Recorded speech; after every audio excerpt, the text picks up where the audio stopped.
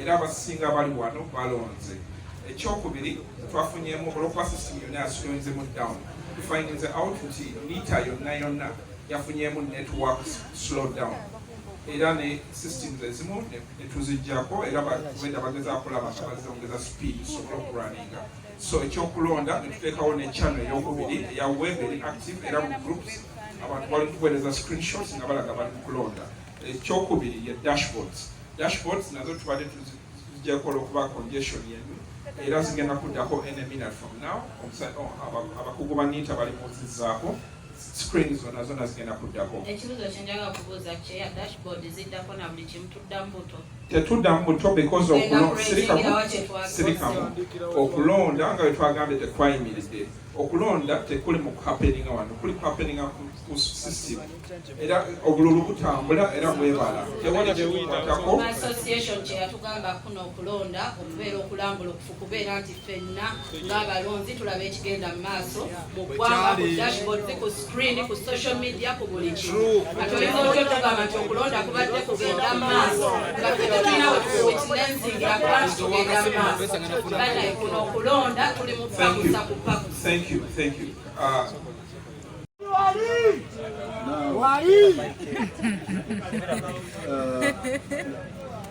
Like you have said, I'm the lawyer for Saha here.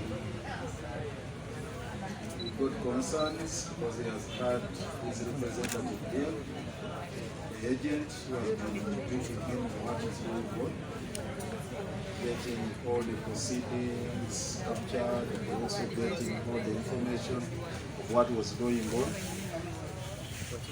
But what he received, and actually he had to call me, was really disturbing. First and foremost, the system. We are told the system collapsed in the morning.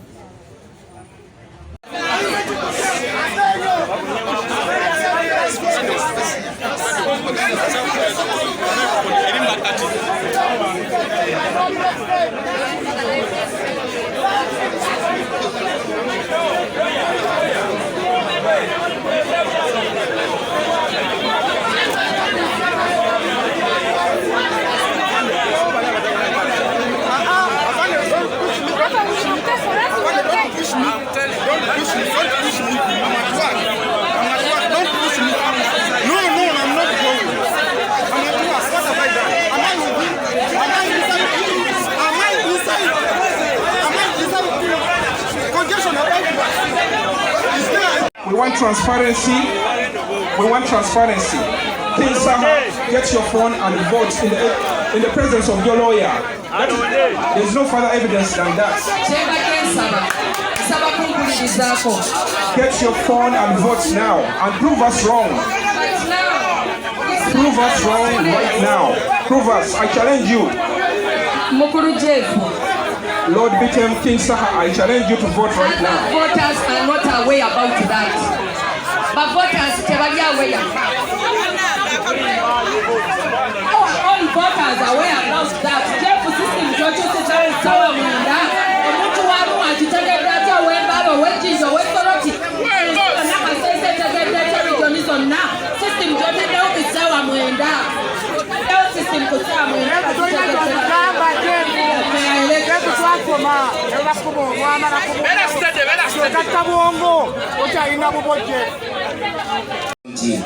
naye mu butuufu kino olwaleero kikoze eki nze mbadde nsaba nga commission mmwe ku lw'obulungi bwa music naffe olw'obulungi bwe twagala wuma ebeerewo ng'abayimbi kino olwaleero mu kisitoopinga tuddemu tutereeze tulonde ekyo mbadde nsaba g'omuntu naye nga mu butuufu results ezinaava mu kino ne bwe naaba nze empangudde kuba nazze nga mmanyi ndi muwanguzi sigenda kuzikkiriza kuba percentage gye mbadde nnyina okuwangulirako abantu bange nze ngimanyi ne bajja gamba tetuli fair sikkiriza mu results zigenda kuva mu kalulu kano jeff tuyambe muyambi mukama wange ne police board webalanye ekiteeso kyo era na buli kimu atambula nakyo era nga ba candidates bannanga abamu bagamba kino tetukikkiriza nze nga ngamba nzikiriza naye olwaleero tukkirize ekigaanyo kiba kikoze eki kiba kigaanyo jeefu olw'ensonga ffe twakedde wano nze ne looya wange wuuno yakedde wano essaawa 12 nga teri muntu yenna yazze wano bw'amala okujja bayisaawa emu nze najjidde nekwokada piki obwedda ndi awo ne tutuuka akalulu katandika okulonda biki will do it. This is an association. We are not doing this for ourselves. We are doing it for our members. If the members deem this necessary, whatever they deem necessary, we will make our best efforts to implement that. All the suggestions are highly valuable, and we value them, and we are taking them on record. For you to tell transparency, the chairman. Let's wait for our legal counsel. Can we put ourselves in order? There are 3,100 voters. I hope I've answered your question. The next question was...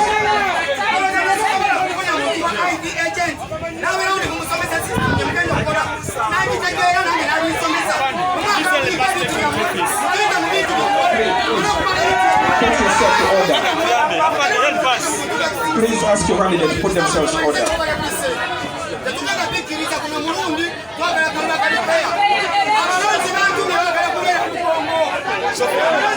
Do you still have any other questions?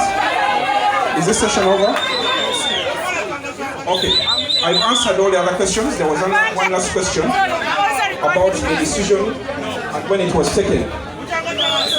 The mandate to organize the elections is the voters register. Can we access it? That is one. That is one. Can we have a look at the voters register? Two, there must be at least, please. Can we have silence, please?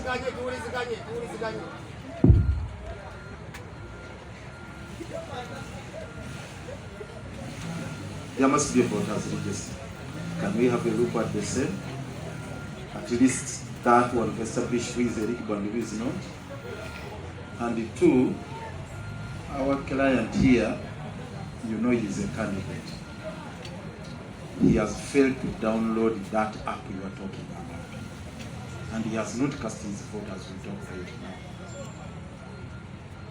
May we know whether he is now going to be disenfranchised, that he's not going to participate in the electoral process, because the system has totally failed. Three, the vetting